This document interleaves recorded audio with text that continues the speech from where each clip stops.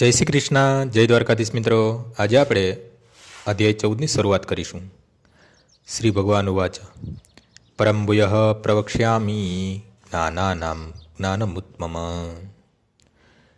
યજ્ જ્ઞાત્વા મુનયઃ સર્વે પરામ સિદ્ધિમિતો ગતાઃ.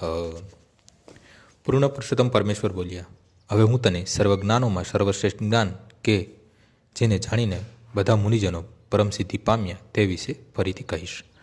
7મા અધ્યાયથી 12મા અધ્યાયના અંત સુધી શ્રી કૃષ્ણએ પરમ સત્ય પૂર્ણ પુરુષોત્તમ પરમેશ્વર વિશે સવિસ્તર જ્ઞાન આપ્યું.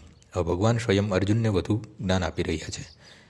જો કોઈ મનુષ્ય આ અધ્યાયને તાત્વિક ચિંતન દ્વારા સારી રીતે સમજી લે તો તેને ભક્તિ વિશેની સમજણ પ્રાપ્ત થશે.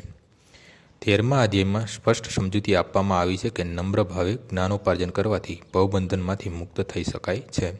એમ પણ જણાવ્યું છે કે પ્રકૃતિના ગુણોના સંગના પરિણામે જીવ આ ભૌતિક જગતમાં બદ્ધ થયેલો છે. હવે આ અધ્યાયના પૂર્ણ પુરુષોત્તમ પરમેશ્વર સ્વયં દર્શાવી રહ્યા છે કે પ્રકૃતિના એ ગુણો ક્યાં છે, તેઓ કેવી રીતે કાર્ય કરે છે, કેવી રીતે બંધનયુક્ત કરે છે અને કેવી રીતે મુક્તિ પામે છે. આ અધ્યાયમાં જે જ્ઞાનની સમજૂતી આપવામાં આવી છે તેને ભગવાન પૂર્વેના અધ્યાયોમાં આપવામાં આવેલા જ્ઞાનથી શ્રેષ્ઠ ગણાવે છે. આ જ્ઞાન પામીને અનેક મહાન ઋષિમુનિઓ પૂર્ણતા પામ્યા હતા અને વૈકુંઠ લોકમાં ગયા હતા. ભગવાન હવે એ જ જ્ઞાનને વધુ સારી રીતે સમજાવી રહ્યા છે. આ જ્ઞાન અત્યાર સુધી સમજાવેલી જ્ઞાનની સર્વ પ્રક્રિયાઓથી ઘણું વધારે શ્રેષ્ઠ છે અને આને જાણીને અનેક લોકો સિદ્ધિને વર્યા છે.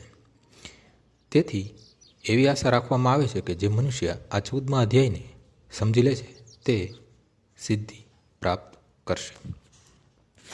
આજનો શ્લોક અહીં પૂર્ણ થાય છે. આવતીકાલે ફરીથી સવારે 6 વાગ્યે મળીશું. જય શ્રી કૃષ્ણ.